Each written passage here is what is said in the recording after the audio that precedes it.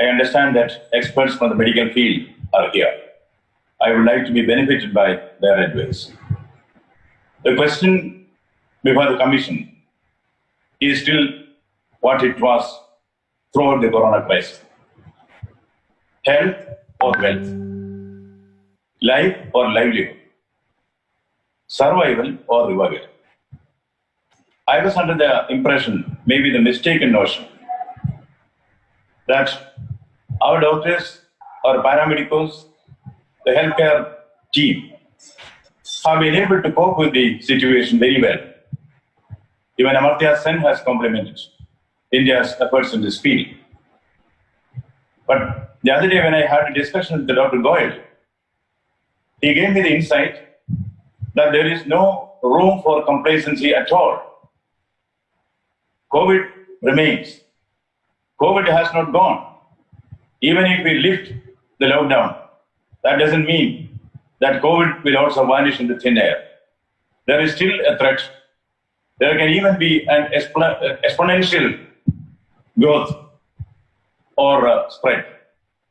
If that is the situation, I think my priority also gets changed. Rehabilitation of the workforce is very important. A revival of the economy is very important.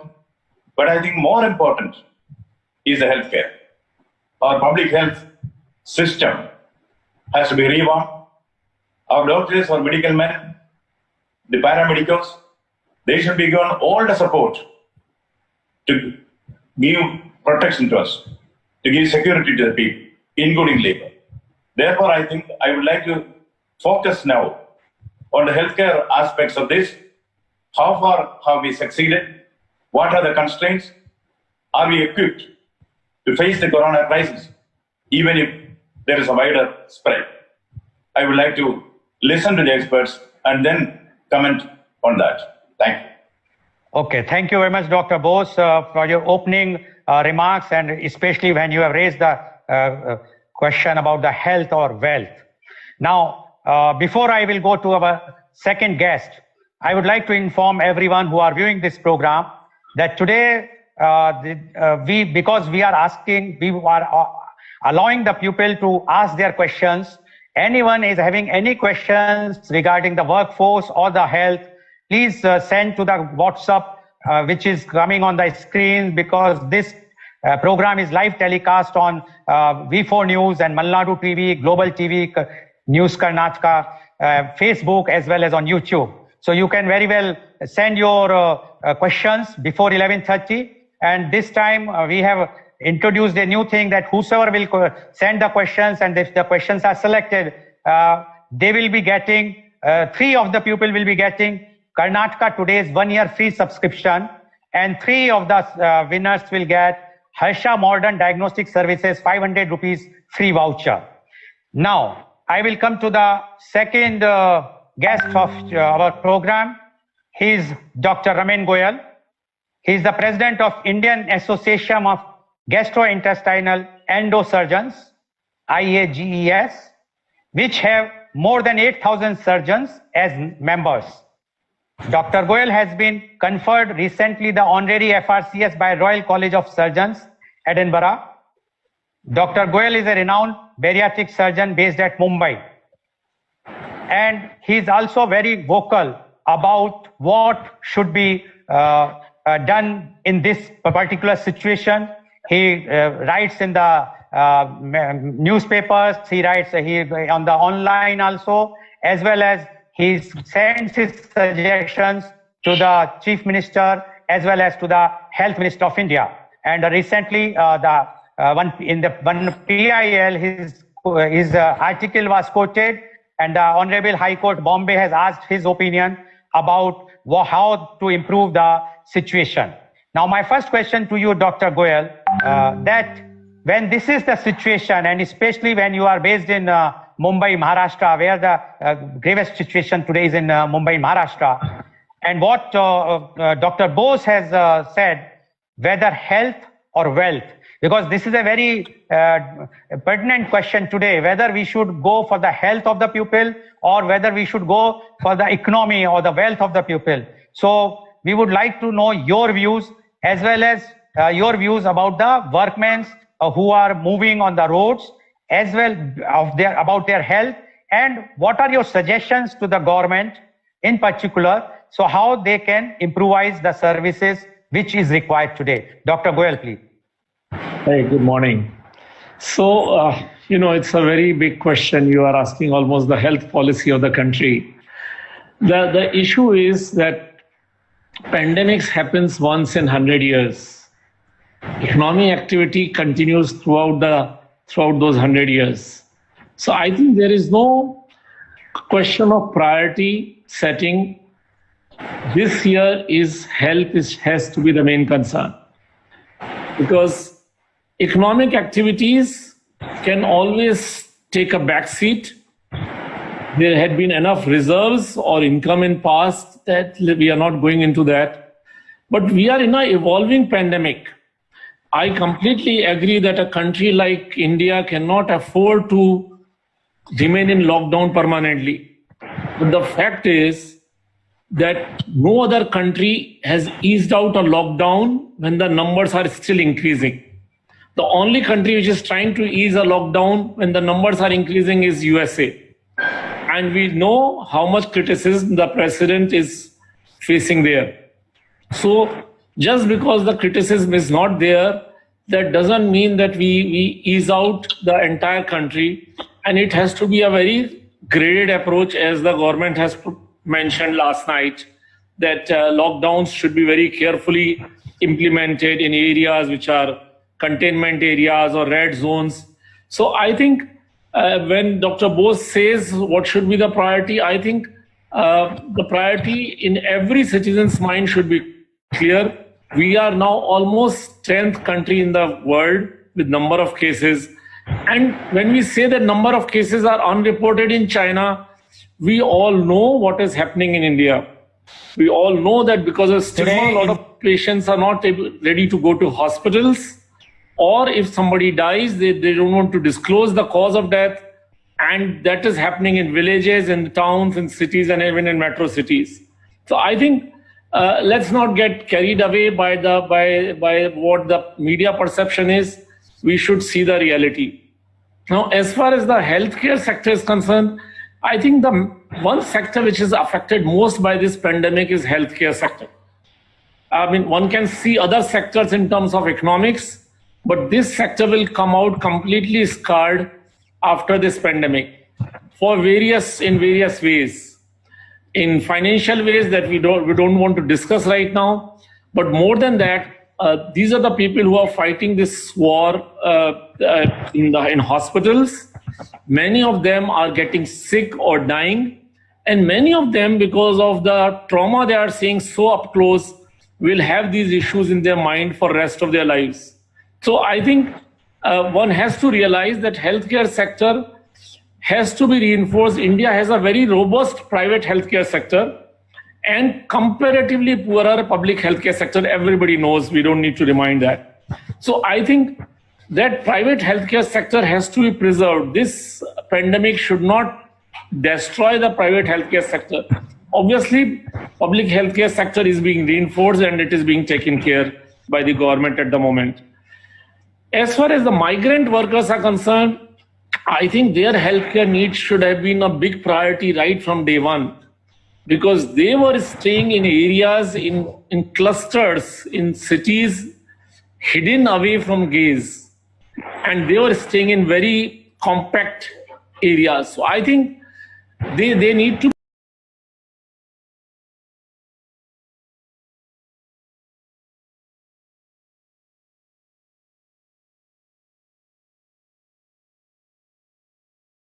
probably more dangerous than keeping them at home. And how Kerala has done, monitor them closely on a daily basis. Some social organization goes, or the pradhan of the village goes and visits them and finds out. And if they are symptomatic, the entire family is tested and quarantined.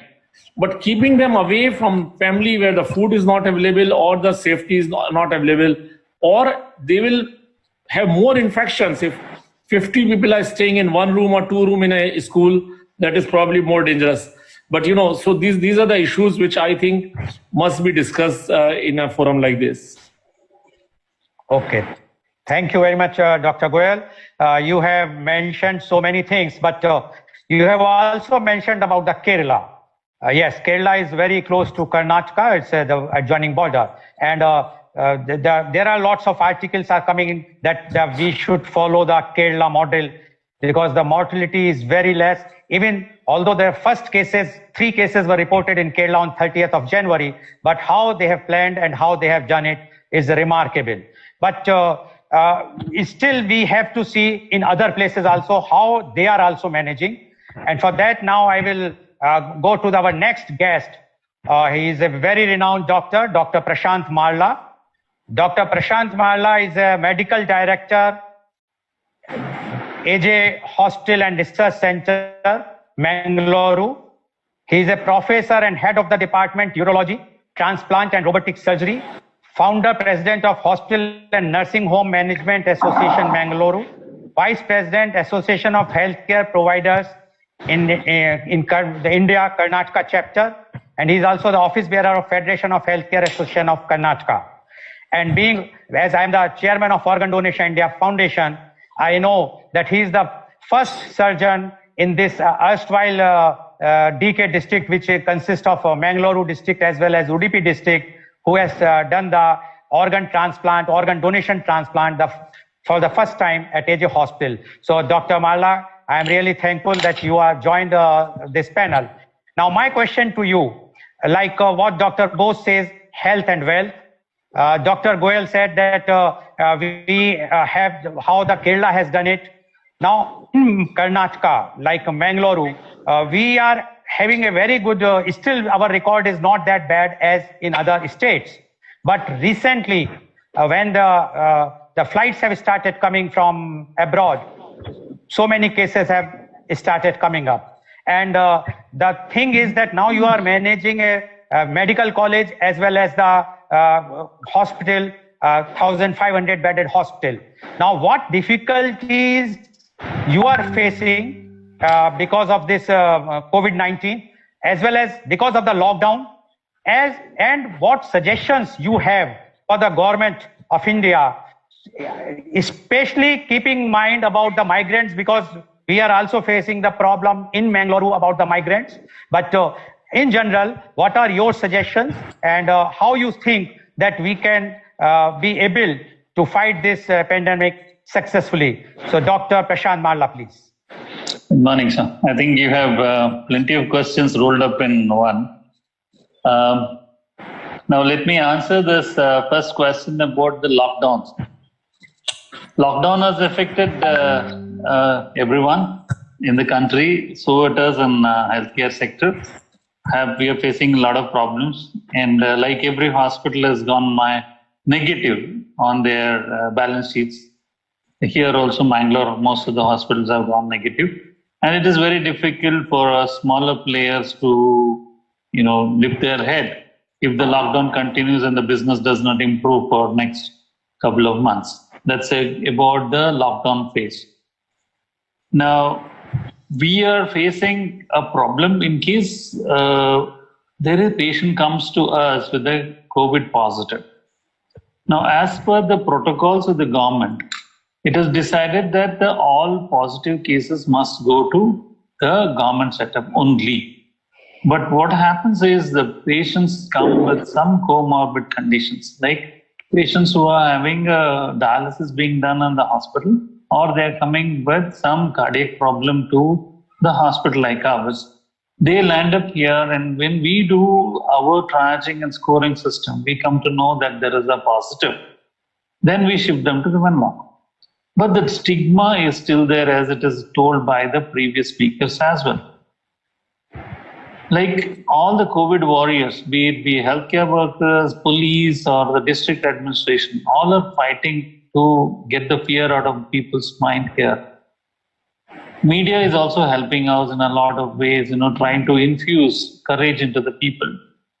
But what happens is some of the social media people who doesn't have any control over the mainstream media, they're spreading bad rumors, and which is causing lot of problem to the people. And this, it is the fear infused into the people, and people are scared to come to the hospital now. So that is the fear. Now coming to the migrant workers as well. Now we have two types of migrant workers who are coming from abroad. As you mentioned, the second flight is going to land today in Mangalore, as well as the people who are coming from the rest of the country, the low salaried people who are going to Uttar Pradesh or other parts of the country who are stranded in Mangalore. Now, what we need to appreciate them as, because of them only our infrastructure has improved. Now, we are sitting in a room and talking on a Zoom call. It's because of these migrant workers who laid the cables to us for an internet connection. We are sitting in a building because these migrant laborers have helped us to build the building. So somewhere we have missed our link in managing these migrant workers. Now, yes, there is not much of a work for them, but what we had to do was we had to tell them, okay, the infrastructure work is going to start. Though the district administration has, been giving them the food and the supplies, but they got scared. Again, the social media played a bad role here. So one incident which happened is someone spread a rumor saying that there's a train which is going to Delhi. All of you, please come now. The false message and the thousands of people stranded came to the railway station. It was not an official news. It was a fake news run on the social media. So people are taking advantage of the situation. Political people are taking advantage of the situation. This should not happen. We should take care of these migrant workers properly, take care of their health. I saw people walking from here to Bangalore to catch a train. So we caught them, stopped them in BC Road and gave them food and then arranged, travel facilities for them. At the same time, I heard a story in a WhatsApp, family from B1D traveling to Lucknow, meeting with an accident and few people losing their lives. So such things should not happen. We should identify these people, give them proper care. Their rehabilitation we need to look into, and as well as the healthcare. I think in brief I answered your question, and any other question, if I missed out, please let me know. Okay, no, doctor, you have given a brief idea or all replies of all the questions. And it's very good that at least you being a social worker also, you are taking care of the migrants, because after all, migrants are a human being, as we are. And you rightly said, because of them, we are sitting in the rooms, we are using Zoom, all these highways or the buildings or the bridges, everything was created and constructed by them. They are like our forefathers. When we say that we are what we are today, we are known because of our forefathers. So we should always give that type of respect to our these workers, I will say, those who have built the country. Now, I would like to go, before I will go to a doctor, I would like to go to a lady, she is Mrs. Pritpal Kaur Bamra. She is the honorary treasurer of the Trained Nurses Association of India. And whenever we talk about nurses, the one nurse particularly comes in our mind and the eyes, that is Florence Nightingale. We know that lady with the lamp. And we know that whatsoever anybody will feel, but whenever we go to the hospital, whenever we see a nurse in a uniform, immediately the feeling of a sister always comes. And that's why the most respected, of course, the doctors is also a very respected profession, but those who are warriors, real warriors, who are taking up this COVID-19 from the front, who are with the patients almost 24/7. So that is the nursing care and the nurses. So we have such a person who is a treasurer of the Trained Nurses Association of India. So I would like to know from her now that when this COVID-19 has come, now everybody knows this is a very, very infectious disease. And although the doctors are there, but the nurses are always there to help the patient. And at that time, many times it happens, and it has come in the news also, that many of the young nurses have to leave their young child of a few months or 1 year or 2 years, and they are working there. They can't go to the home because they may carry the infection to the child, and they have to stay there. So even on those conditions of the work, but still you people are doing, you know that anything can happen. First, the infection will come to the nurses, and it has happened in many of the hospitals. It has come. So in spite of that, the way you people are doing, it is remarkable. I think we all should salute you, and our Honorable Prime Minister has already clapped for all the health workers, and even we have beaten the thali and all those things, and even the flowers were pelted on you people. So we would like now to know from you what type of problems you are facing. Number two, in this, like when we are talking about the migrants, I'm sure that even in the nursing community, many of the girls or the senior nurses are from the other states. How they are coping up, and what you think the government should do now so that you people can serve better, and so that this pandemic we will be able to overcome. Mrs. Prithipal Kaur Bamra, please.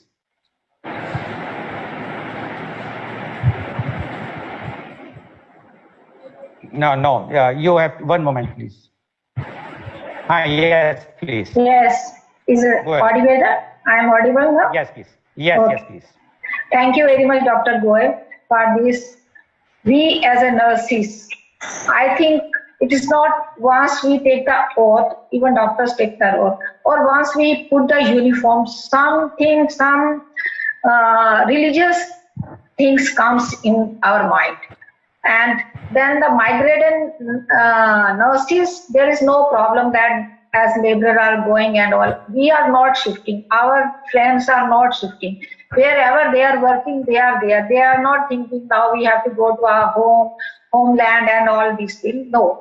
Even when they are on the job, when they are in the hospital, some of my friends in the hospital, for the 14 days continuous, they were with the patients, and then they were putting into the isolations and all these things.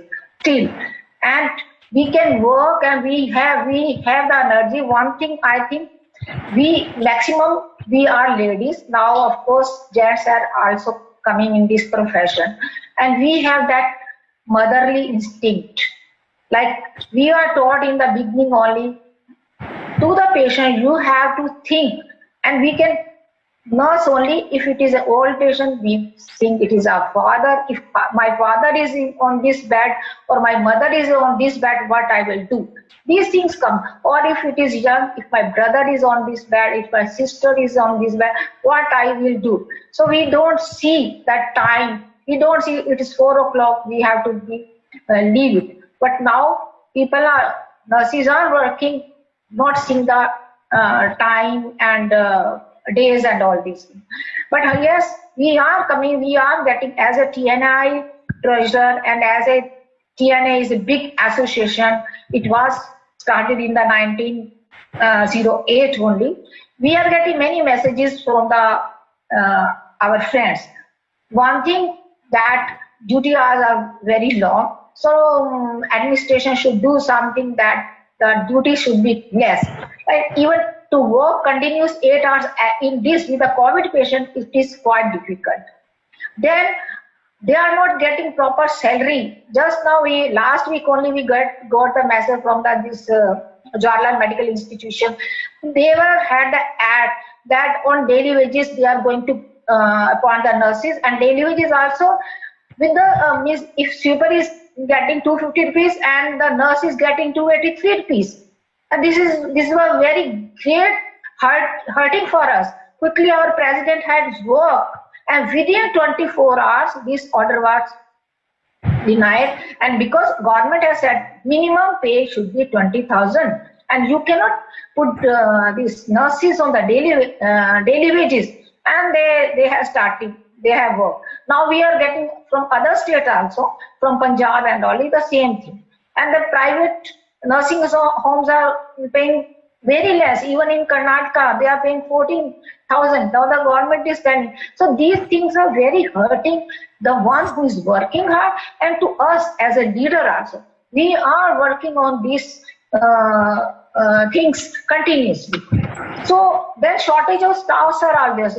When they are working, our friends are working in COVID ward. If some is say in other wards, now of course the patient has less there. Still they will say, okay, you have worked here now you go to another ward. Or some COVID, this overload of the patients from other ward, they will say, okay, you have worked here now, you have medicine of me, you now go there.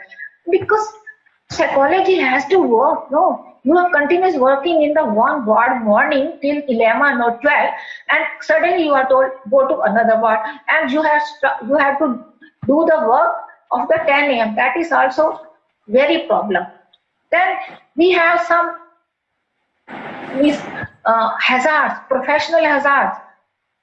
We don't get respect. Doctors are shouting. Of course, everybody is so much tense. Psychology is too much, because if our patient is not getting all right, or fear of getting herself infected, fear of getting how I will go to home, my family will get this infection, or my family, others, because now the nurses are married, before the nurses were not married, or my family, they have in their mind, my children, whether they had food or not, some are not having in the family, elders are not there, or school work is now, school is closed, it is okay. These are all problems.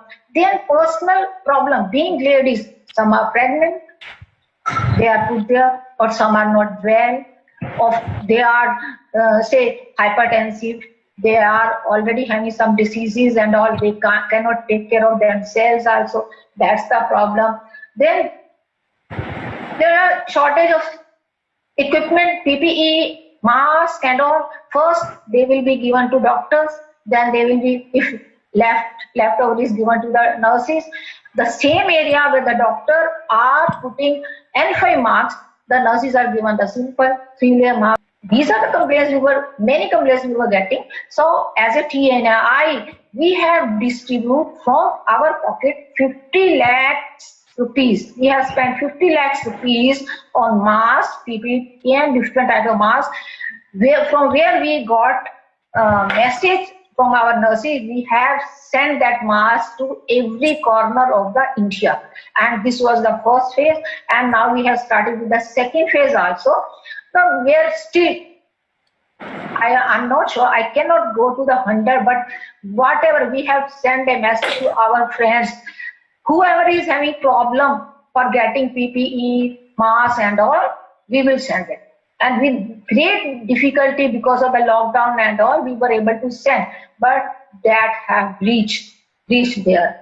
Then there are some, I'm from Delhi, I'm not talking about Delhi also. Even in Delhi, there is problem with the, say, water. So doctor wants, they will write the medicine and all, the maximum work has to be done by the nurses only. They have to distribute medicine, injection, they have to wash hands again and again. And they are questioned also. If floor is not clean, they are, why sister, this floor is not, why samples are not sent, why this is, for every, they are multitask. There are questions and all. And I, on this platform, I request you, there are some institution of government even, they are not getting water to wash their hands. Even city like Delhi, in sub-centers, and we cannot say, oh, this is sub-center.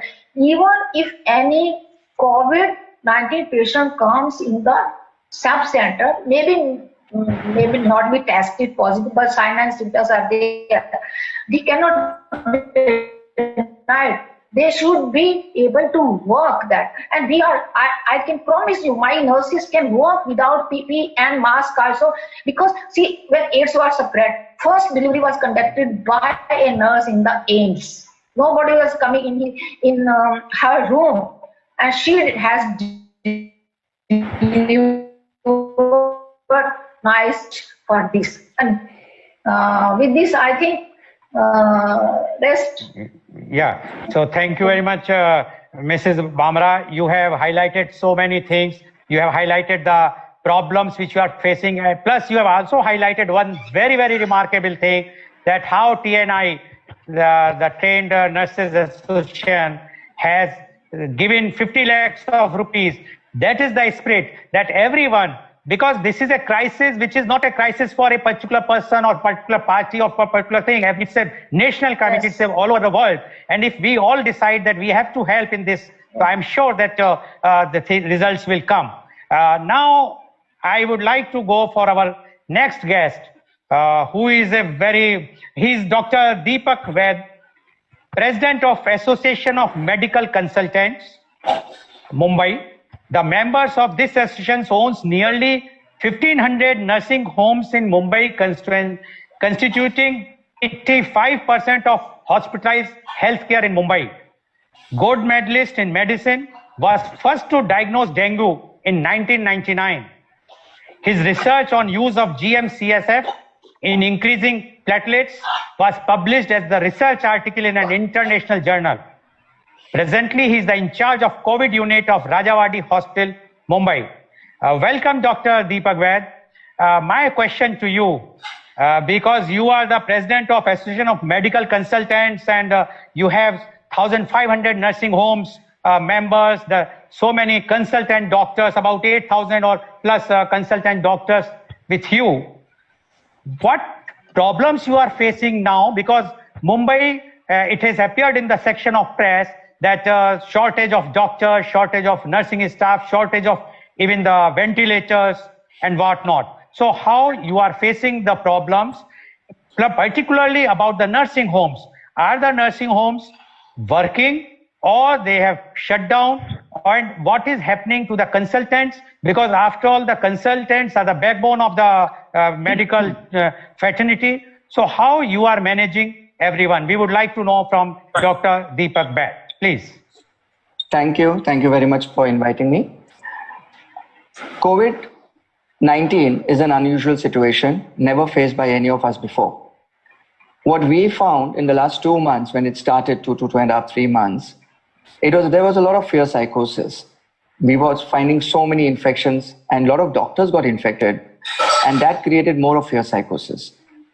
The first time when we realized that yes, we have to fight against it, almost everyone had to close down their clinics and hospitals, only and only because of fear psychosis. There was nothing informative about how to cope up with the disease or how to take care of our own self. What are the protective devices? What are the protective equipments and the attire, the PPE was not clearly defined. As fear psychosis got over and hospitals and nursing homes started opening up, patients were still not there because of the lockdown. What patients came to us were the seriously ill patients. Then it was very difficult to differentiate between whether they were COVID or non-COVID. Many times we had to set the patient away, saying that possibility of it being a COVID. The saturations were low, breathless patients, even a patient who was COPD, asthma or diabetes, blood pressure or ischemic heart disease failure were missed out at times because there was a high element of suspicion of being COVID. What made that effect was, yes, nursing homes were being affected. Nursing homes were being more safe, they were paying more defensive practice. And in effect, there was definitely an effect on the nursing homes. The hospitals who had their regular patients also were suffering, and the patients were also suffering. In due course of time, with the changes as evolved and government also started realizing the situation, initially hospitals used to be locked down if there was a COVID patient found in the hospital. To the tune of 14 days, they used to be sealed. But as government realized that, yes, this is a wrong trend, many of the nursing homes were being closed down, then changes came in. And only a part of the thing was disinfected wherever the patient was found to be COVID positive. It so happened that anybody could be COVID positive. Patients taken up for surgeries were found to be COVID positive. Pregnant ladies were found to be COVID positive. Dialysis patients were found to be COVID positive. It so happened the dialysis units started closing down. So then new things and new concepts came up, and we are still evolving over the entire concept. The concept of quarantining, the concept of treatment is well established by ICMR. But the concept of workforce is not yet streamlined. Which doctor will do which duty? Who will be in the forefront? Who will be the second line of command? Will be the third line of command? Who will be the advisors? Who will be the one who will be fighting at the first line? Is still not clearly defined. And this needs to be done at priority level. If we put our 55 years plus doctors or 45 years, 50 years at risk and we tell them to go in the intensive care of a COVID unit, it is not the right approach. We have to have advisory and we have to have line demarcated who will do which duty, and that has been strictly missing. Where ICU intensive care units are easily available in high corporate hospitals, and there are multiple intensive care units. The respiratory care, the medical intensive care, surgical intensive care. The same thing is lacking in nursing homes. Nursing homes invariably either have no ICU or they have only one single intensive care unit with 6 or 7 bed or maximum 10 beds. In that case, we cannot have a triage area. We cannot have a dedicated intensive care unit area. So the government's expectations that all nursing homes should also join hands, and most of the nursing homes are in buildings, in societies. They don't have standalone, they're not standalone hospitals like corporates. Corporates have been coming forward to a large extent. They are helping out, but only corporates helping out may not help save the entire thing. The entire nursing homes cannot be taken over because they are in residential complexes.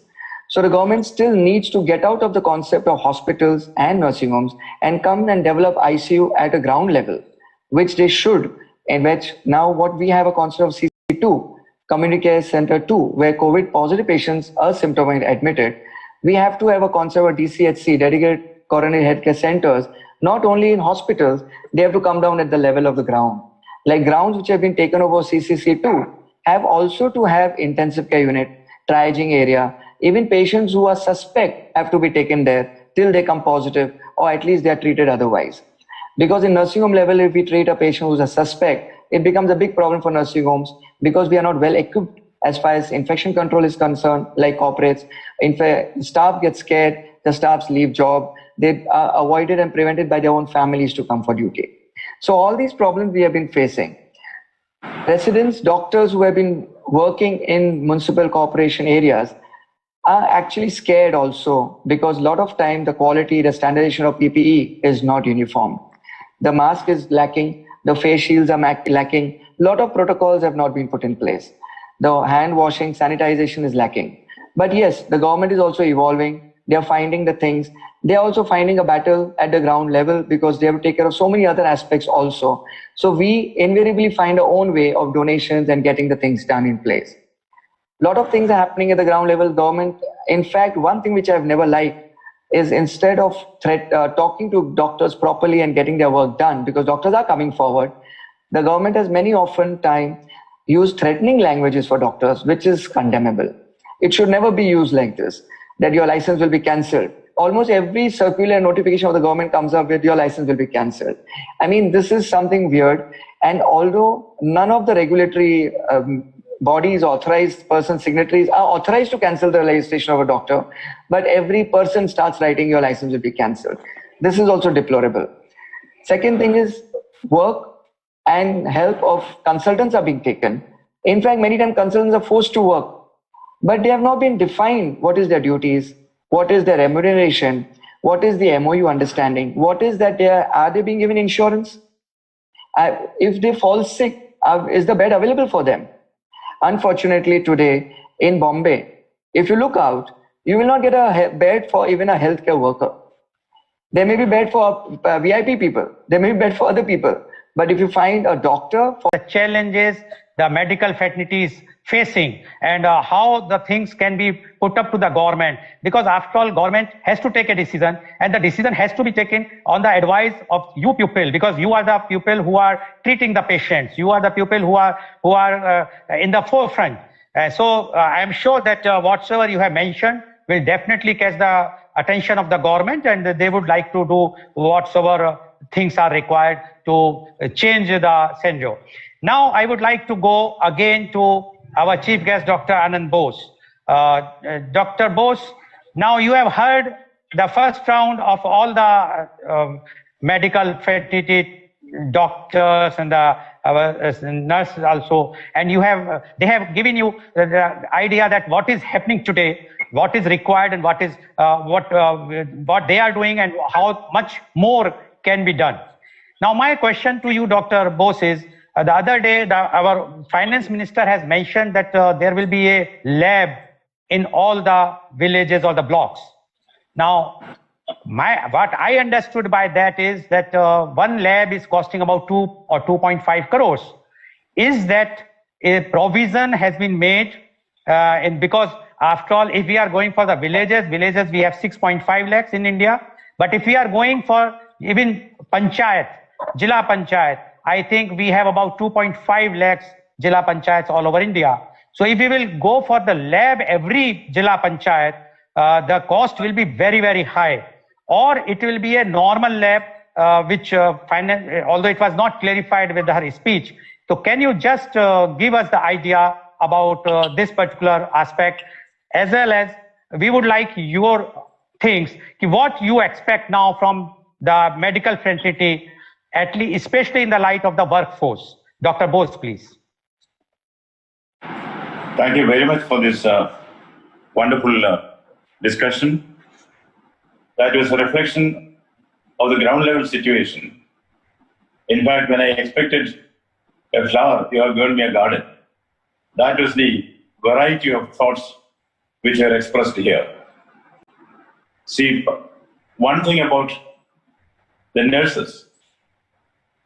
The nursing profession has done a lot, of course, along with other medical profession as a whole.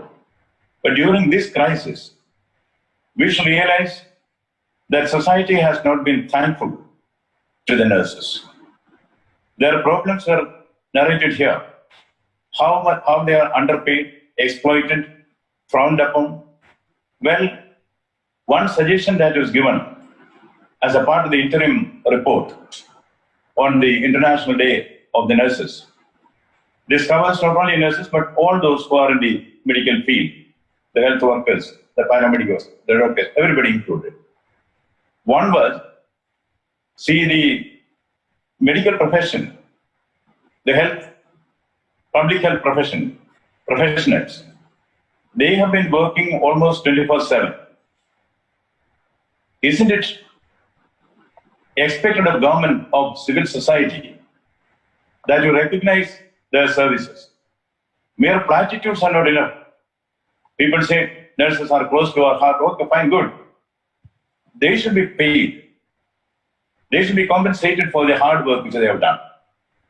I have suggested 1 month's salary should be given as ex gratia for 6 months, at least as a token. 1 month salary, ex gratia, for 6 months. Number two, many of these nurses, they would have taken loans from the banks. Many of them, younger ones, may not have been able to repay. Others might have taken loan for various purposes. Why can't we write off 25% of that and give a moratorium for 1 year? A third one, especially about the government staff. Why not give them, all the health workers, one increment as a token of our appreciation of the work which they have done? Then small things like, if any dependent or children are held up in other countries, why not bring them back to India from the state's own exchequer? Don't make them pay. I think like that, a few suggestions have been given. I hope at least some of these will be accepted. And similarly, I will not wait for the interim report. The views that are expressed here, especially the need for restructuring the medical field, and also the thanklessness which people are showing to the doctors, to the health workers, I think all these will get a reflection in letter form from the commission. And later, when the interim report comes and then the final report, more of interaction will take place, not only with the panelists who are here now, but also with others. I am very hopeful that a reasonably good report with recommendations can be given to government. The medical field, especially the public health system in the country, needs revamping. Everyone was speaking about the Kerala model. Why the Kerala model succeeded comparatively in a better way? Because there was incidence on healthcare in the field level. Healthcare, public health, and public distribution system. These are the two areas where Kerala has invested a lot, and now we are paying the dividends. Public health and public distribution system. Similarly, I think in post-COVID days, a lot of restructuring is required. I would say that as Amartya Sen, yes, Amartya Sen was always critical of Sri Narendra Modi. But in this case, Amartya Sen is on record that India, Narendra Modi, was quicker in seizing implications of COVID, much ahead of the other world leaders. And number two, in a country of continental proportions, with 138 crores, see the success we have achieved is no mean thing. Who achieved this? Our doctors, our nurses, our paramedics. Yes. So that is a great strength for the country. Now, Indian doctors, Indian paramedics, Indian nurses, they have become an international brand. I come from Kerala. Kerala and some states like that should emerge as the health hub of the world. Now they know. See, earlier they were thinking, what can a country like India do? Now they have seen what India can do, because India has done it. Therefore, I think a relook at the medical scene in the country should emerge. And certainly government has to invest more, not only money, attention, priority. Policies will have to change, even legislation may have to be put in place. And your question about the labs in the various villages. Well, there is a lot of financial implication for this, but once it has been declared, India will do it. Of course, it may be a phased program. Overnight, we may not be able to set up labs throughout the country, but it will happen. Because the realization has come. Once the realization has come, yes, we have the means. And Mr. Goyal, I remember the gratitude now. You are one of the first persons to recommend that a stimulus package should have 10% of the GDP. When you recommended it, you perhaps thought it may not be done. It is done. India can do it. And this 10%, if we have 200 lakh crores of GDP, we will still be able to do that. And this is a time. In normal times, nobody will recommend deficit finance. But this is not a normal time. This situation requires new ways of paying old debts. Yes, that is advocacy. It's not bureaucracy. Bureaucracy goes by rules, regulations, precedents. Advocacy is different. It's a new situation, so we will find new solutions. I am sure.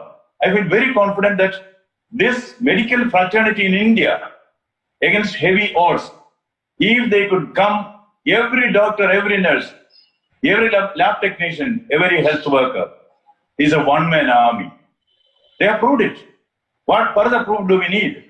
They will be able to take care of not only this country, they will be able to take care of the world. That is where Mr. Goyal is for your consideration also. I think in the post-COVID world order, there should be a new platform, new world organization should emerge. And India with its proven track record, India being the second most populous country in the world, India being the largest democracy in the world, India, which has shown the way to the world, how the medical profession can combat COVID. I think such an international organization should emerge and India should lead it. So I think a lot of changes are going to take place in the post-COVID world, and let us hope that India emerges as a world leader by everyone's consent. Thank you very much for giving me this opportunity of listening to the experts in the field. Thank you so much. Okay, thank you, Dr. Bose. You have given so much. Again, I will say that yes, you have also spoken from heart as well as from brain, because the recommendation which you have done is definitely going to give a boost up to all the government health workers. Now, my suggestion to you is that when you are taking care of all the government health workers, the doctors or nurses or the lab technicians, whosoever are working in the government organization, you should also think of the private doctors, private hospitals, private nursing homes. So my suggestion, which I have mentioned earlier in one of my interview, I can say it to you also, because I know that you are a man of, as I mentioned earlier, not only the ideas but the implementation. That why not give a 10 years income tax holiday for all the medical doctors, nurses, lab technicians, hospitals, pharmaceutical companies, whosoever are involved in this particular field, those who are manufacturing the vaccine, or those who are trying to create this thing, research is going on, or even those who are manufacturing masks. Whosoever is involved in this particular pandemic, I think when we can give the tax holidays to IT companies, to exporters, why not to this medical fraternity whom we consider as a god right now, because we know that only these people can save us. I'm sure that you will take this to the, and then you will, I'm sure you have a power to implement by suggesting this to the government of the day. Now, one hand has been raised by Dr. Deepak Vaidya. Yes, doctor, can you ask your question, please? Yes, sir. Thank you, sir, Dr. Bose. You have mentioned about loan waiver, ex gratia, 1 month of giving to the nurses and all the healthcare workers. I would just bring to your notice, unfortunately, the government of Maharashtra has done deduction of 30% of the salary of all their employees, which includes the healthcare workers, the police, the frontline workers, which we have tried to convince them, and I hope better things prevail, that at least for the frontline workers, do not do a deduction of 30%. When you are talking about 1 month this, loan waivers, but there's something opposite going on. So I just hope that things, instructions come from the highest level, maybe from the Prime Minister level, that please do not deduct 30% salary of all the frontline workers. But this is actually happening at the ground level. And many of our resident doctors and all, they have had this deduction of salary. Thank you, Dr. Vaid. Dr. Bose, you would like to answer now, or you will? We will take the questions and then you will answer the last. See, I will certainly bring to the notice of the competent authorities the suggestions that are made here. I am not mandated to commit anything on behalf of government, because this is only a commission. Commission can only make recommendations. But I can assure you that the valid suggestions made by you will certainly be brought to the notice of the decision makers. So much for the time being. Thank you. Okay, thank you, Dr. Bose. Now we have started getting this. Yeah, Dr. Prashant Malla would like to ask something. Yes, please, doctor. Yeah. To question again to Mr. Bose. Yeah, we are all very happy to, handshake with the government to combat this pandemic situation. But what we need to see is, even this our Honorable Prime Minister's announcement of 20 lakh crores. I don't see much of a focus on the healthcare sector in the announcement which the FM is also making every day. Now, coming to the madams, this thing also, the nurses are not being paid well. Now, first of all, the hospitals are not doing that well in our country. We are doing marginal profit margin. The biggest corporate hospitals are also have a very thin profit margin. This is because if we do a good business, then we can also pay. But what is happening right now is the bottom line, that is our expenses are increasing, our top line is decreasing because of the various schemes what we have and other pressures which we are coming across. Simple example is about these CGHS rates and the Ayushman Bharat rates. Now we have been behind every government saying that the CGHS rates are so low that it need to be revised and relooked into, because this is the mother of all rates. Based on that, everyone decides on the rates. Now, Ayushman has become less than CGHS rates. Now, how do we manage a healthcare sector with these kind of an income? It's not that the healthcare organization don't want to pay the employees. We want to make, pay as much as what they earn abroad. But we are not being paid that well to take care of our staff. So I think in different forums and different government higher authorities have been talking about this, and nothing much has happened. I think Dr. Deepak also will agree with me. But unless the CGHS rates and Ayushman rates gets revised, nothing else is going to change. Now we are treating CGH, the ESI patients and other patients on CGHS rates, and the payments also don't come to us on time. Though we are pay them at, we treat them at such a low rate. I think some intervention has to be done to improve the healthcare sector at this stage. Yes, Dr. Bose, please. Yeah. In fact, my work as the commission,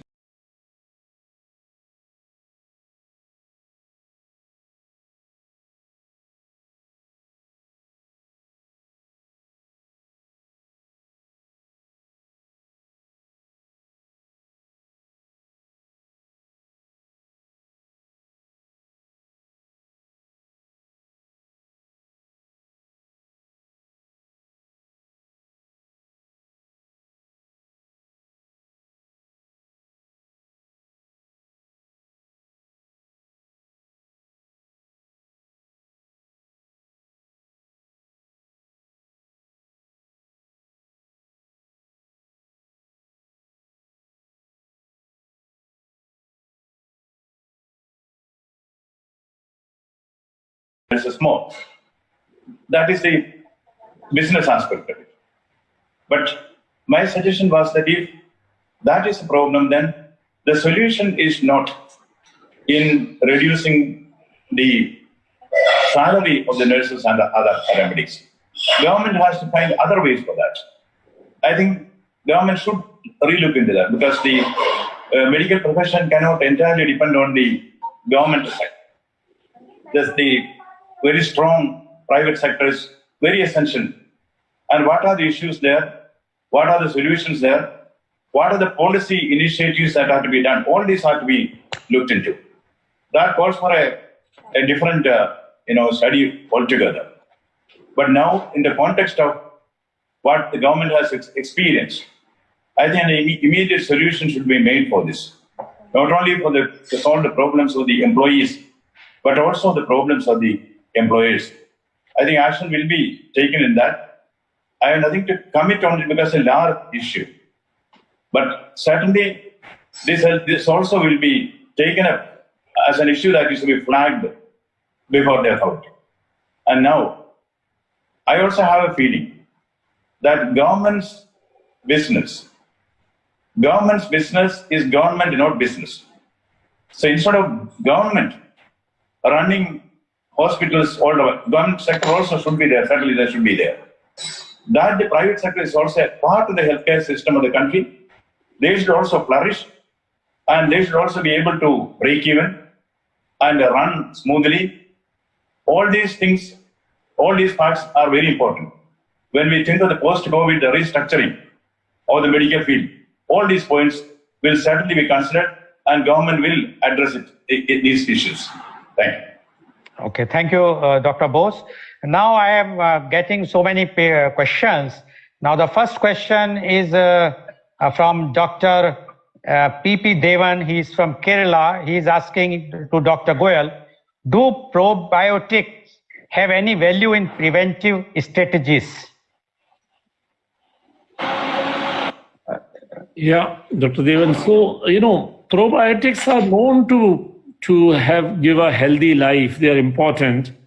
And so, at this time when there is a infection in the society, anything that can improve the health of a person, whether it's probiotic or vitamins or proteins, all of them are important to keep especially this virus goes through the intestine, and probiotics helps the strengthening of the intestinal walls. So I think it's a very broad spectrum. Probiotic is not the only thing that you should take to prevent infection. One should lead a healthy life, which also includes taking probiotics. Okay, thank you, doctor. One question is that what is the status of skin and eye donation program in the COVID scenario? How do you ensure safety of harvesting team and ensure COVID negativity of skin eye donors? This question has been asked by Dr. Sunil Keswani, Plastic Surgeon, Director, National Burns Center.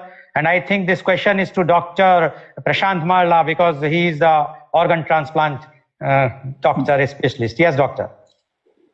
Sir, to answer this question is a little complex because at the present moment, the COVID negative patients also in Karnataka, people are not taking any organs. It has been asked to defer all the organ donations and defer all the elective surgeries. I think from the months to come, we are waiting for the order from the government saying that what are the protocols for this organ donation. So we need to wait for their protocols to be rolled down for going ahead with this, because we won't be knowing whether the patient is a COVID positive or a COVID negative patient. And at this moment, when we go there to harvest the organs, is it really safe to do that? Is a big question mark. So I'm not a competent authority to answer this question. But doctor, you know well that more than 1,500 people are losing life every day for want of organ. So what is going to happen to those people? Because this is as pre-COVID we are talking. More than 5 lakhs people were dying every year. Works out to be about 1,500 per day. So what is happening to those patients? I think some of the states and some of the areas people are doing organ donation. But I think in Karnataka, I think we are going a little slow on this organ donation side. Okay, so I'm sure that Dr. Keswani got there. One question is for Dr. Deepak Vaidya. In present scenario, minimum staff are available working in private nursing care or hospital below 50 bedded. Due to COVID-19, contaminated areas are increased in Mumbai and Mumbai suburb. In this area, healthcare workers are restricted to join the duties. How to resolve the issue? The question has been asked by Dr. Ajit Bhaviskar, Administrator, Mitra Hospital, Kharghar. Sir, two things.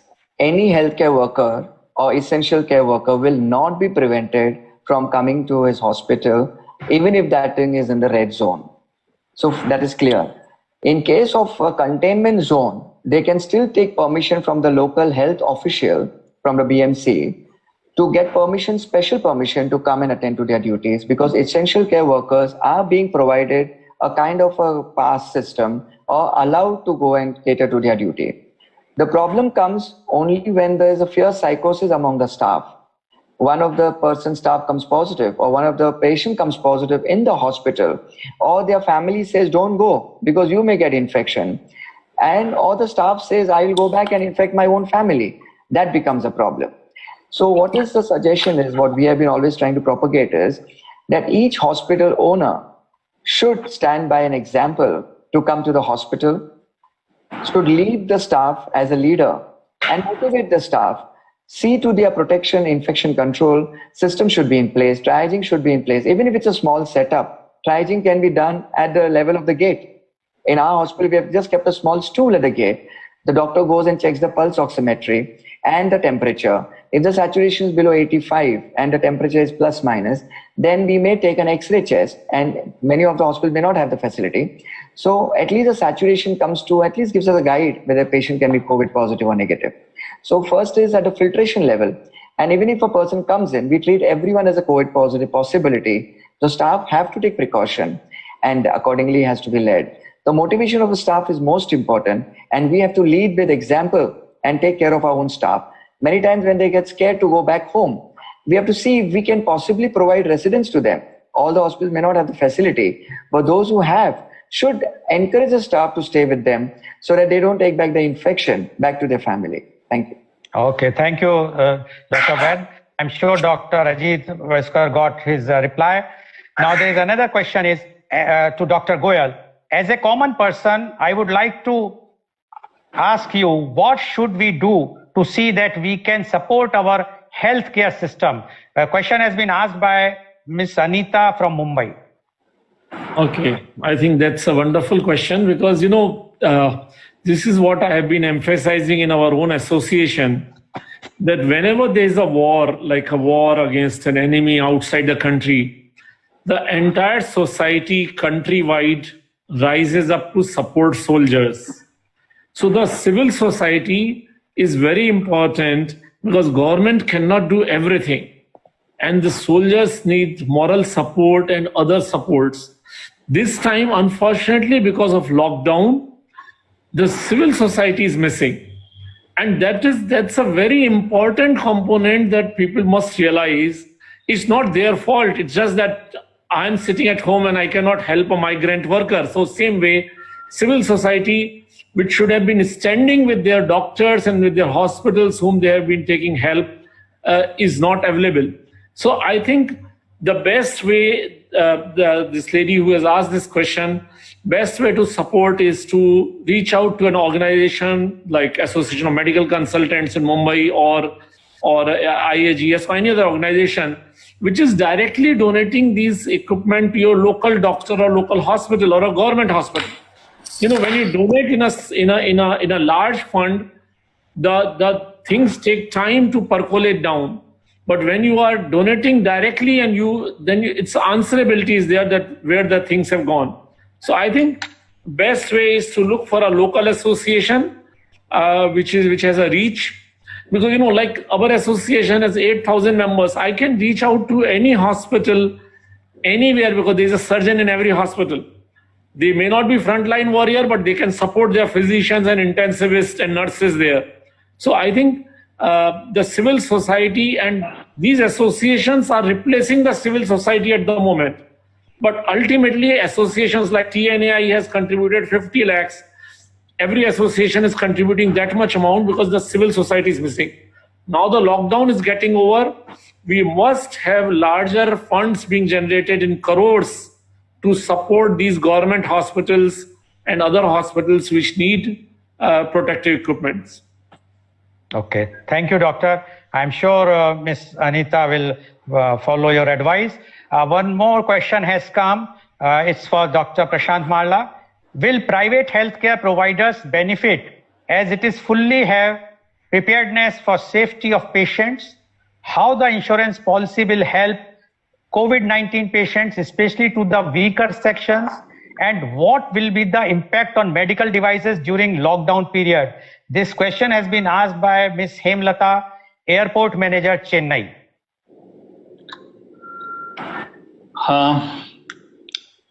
The thing is the healthcare cost is going to increase with this COVID because we are taking care of every patient now as they are positive cases, treat them as positive cases.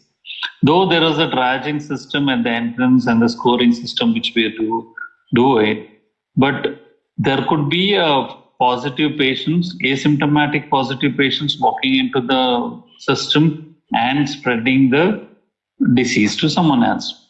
So to combat this, we have to take precautions in terms of PPEs to all these patients who are going to come to the hospital with little symptoms.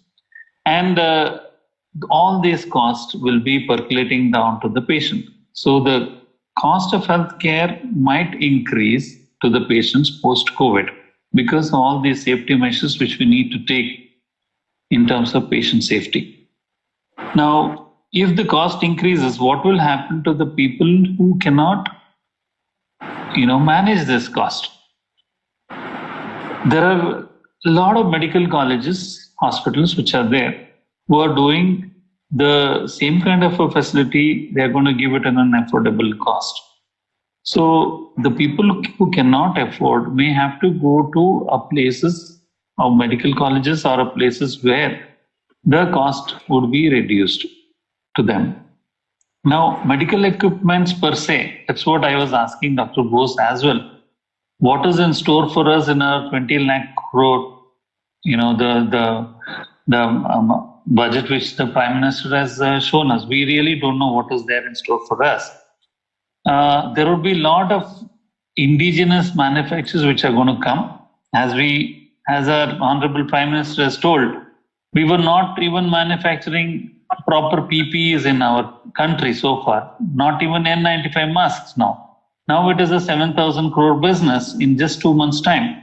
So a lot of innovations are happening in the healthcare industry, and we have to come down, the innovations have to come, and that's how maybe the bigger equipments we might not be able to manufacture in India, but looking at the present scenario, the global scene is moving towards India.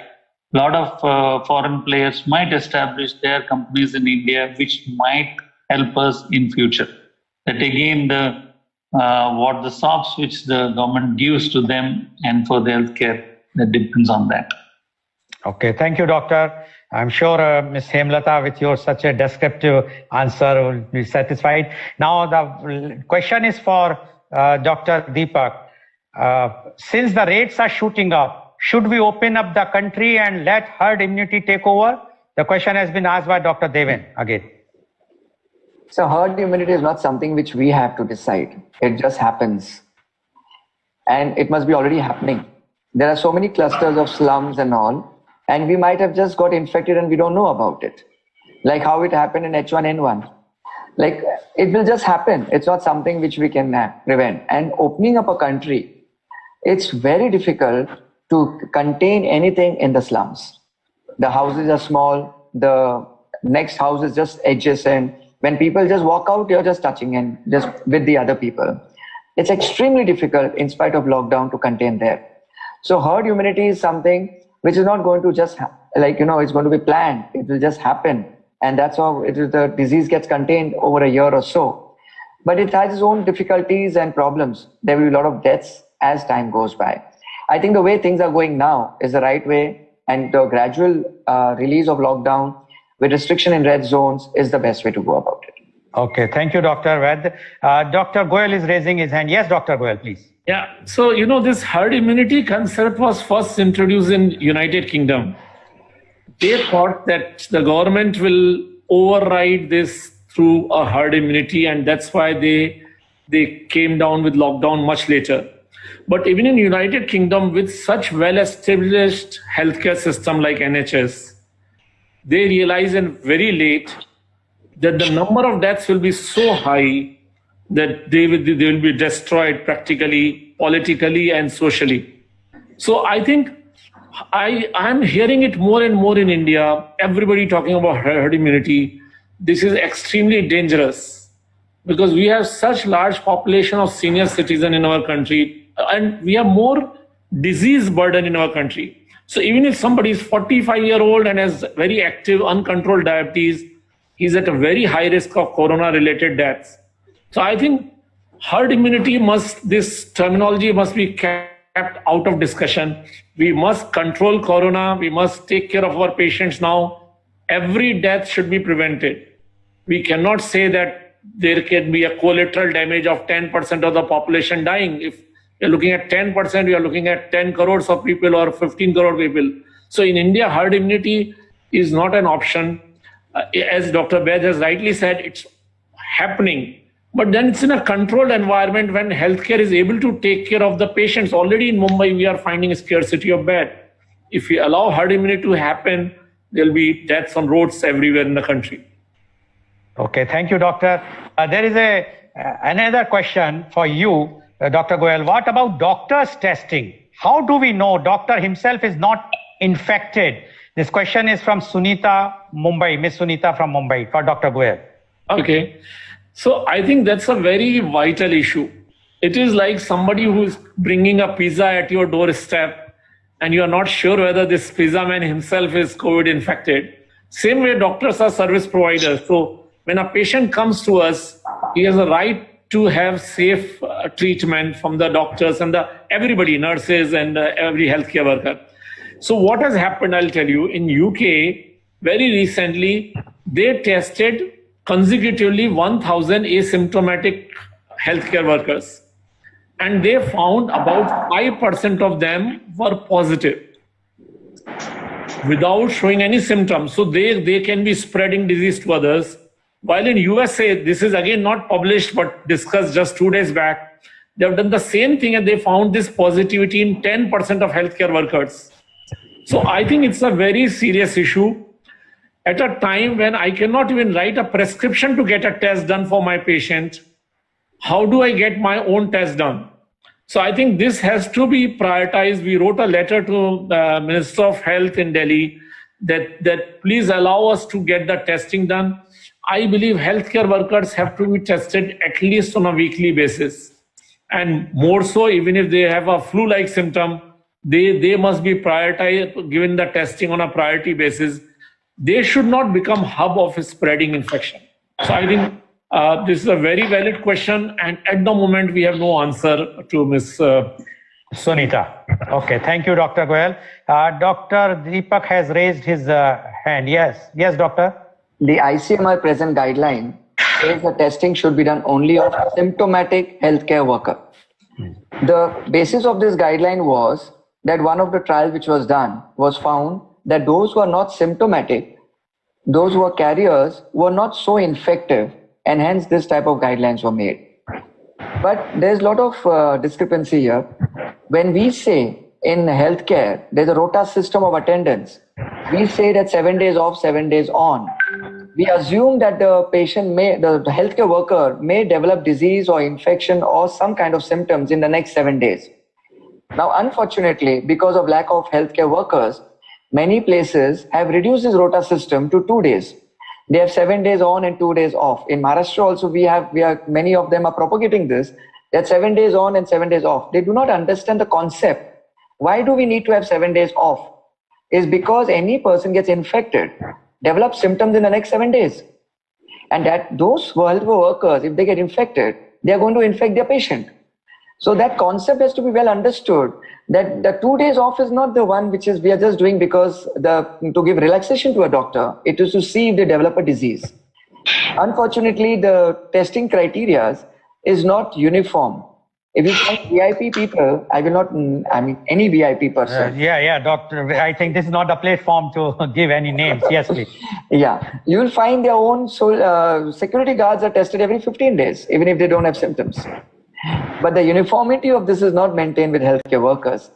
And definitely this may create a severe psychosis also among the workers, that if they come positive, then what?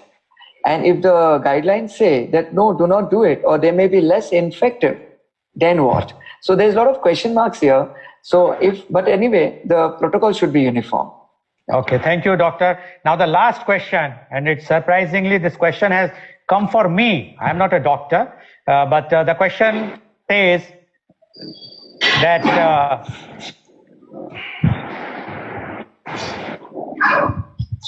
it is asked by Mr. Rajesh from Noida. You have written that migrant problems can be solved in 24 hours. Then why government is not implementing it? Yes, I wrote in an article that the government can, if the government wants. But I think instead of my replying this question, Dr. Bose is the right person to reply this question and give his closing remarks about this today's conference. Dr. Bose, please. Yeah, the situation, as all of us know, is very complex. There is no simple solution to this. But we should act to the best of our ability. When it comes to migrant labor, I think Dr. Goel has given the right answer in his earlier reply. Those who are asymptomatic, let them go back to their places in a phased manner. Because it is not just food or accommodation in a strange place that will satisfy them. In an hour of crisis, it is only human that we love to go and be with our dear and near ones. But one question is, the logistics of that can be organized by government, state government and central government and the civil society. But in some of the villages themselves are not willing to accept those who come from outside because they are afraid of their health. It's a complex issue. So what is now being done? Give them trains, give them buses, whatever it is, in a phased manner and in a regulated way. the social distancing norms being observed. Still, there are some people, even if they are given accommodation, everything, the place where they stay put, they just go out. They don't care for the rules because their mind is all above that. So what to do with them?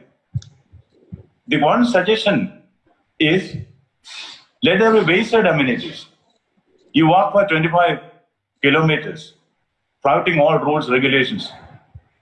But then you should have some place to stay, some place where you can take rest, maybe even stay there for long.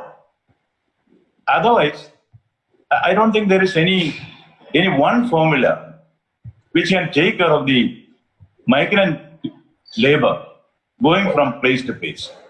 See, they met with an accident, they slept on the railway line. How can you explain this? It's a very unusual situation, strange situation, complex situation.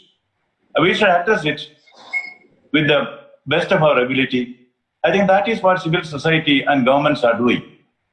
The decisions taken today may change tomorrow, depending on the requirements, depending on the pressure. I think decisions may get changed. I think that flexibility is what is required. There is no single foolproof formula to handle it, but we should handle it. So it's a question of how we are able to cope with the situation as it emerges. I'm very glad that, Mr. Goyal has suggested, yes, it can be solved in 24 hours. Yes, it can be. Logistically, it can be done. But then the healthcare aspect. Again, the question, is it health or wealth? That is the issue. When I listen to the experts here, I still feel health is the most important thing. It may cause quarantining, lockdown, may cause a lot of problems, stress for everybody. But then if we have to make a choice, I think we should opt for health. And that sacrifice we have to do. Like when Lord Nelson said, England expects every man to do his duty. The British people rose to the occasion. When the Prime Minister said, India expects every man to do his duty. We are trying to do our duty. And where is our duty? Our duty is to save our lives. Our duty is to save the lives of others. Therefore, whatever difficulties come through lockdown, I think we should be able to contain it, absorb it, live with it. And that is the new normal. I think there is no way out. We have to adjust ourselves with the new normal, which is very inconvenient, but we have to adjust to that. Thank you. Thank you, Dr. Bose, for your concluding remark and a very inspiring thing that this is the new norm and we have to accept it and adopt it. I must give thanks to all of you because it's very, very difficult to get such type of eminent panelists at one time to discuss. But I'm sure that whatsoever the views have been expressed by our medical experts so that those views will definitely be taken seriously by Dr. Bose, because he's a one-man expert commission for the labor and the workers, and which will definitely go to the higher-ups, the government of India, and they will also consider what is happening today, because you people have spoken by heart about the problems, about the advantage, disadvantage, whatnot. So I think this session will definitely help everyone whosoever has participated in it. Thank you very much, all of you, to join this program, which has been shown live on V4 News, News Karnataka, Malnadu TV, and Global TV, and on Facebook as well as on YouTube. The last program which we have done last week, it was viewed by more than 2 million people online. So definitely, I'm sure that so many people have viewed this program, they will definitely get the advantage of this. Thank you very much to all. Thank you. Thank you. Thank you.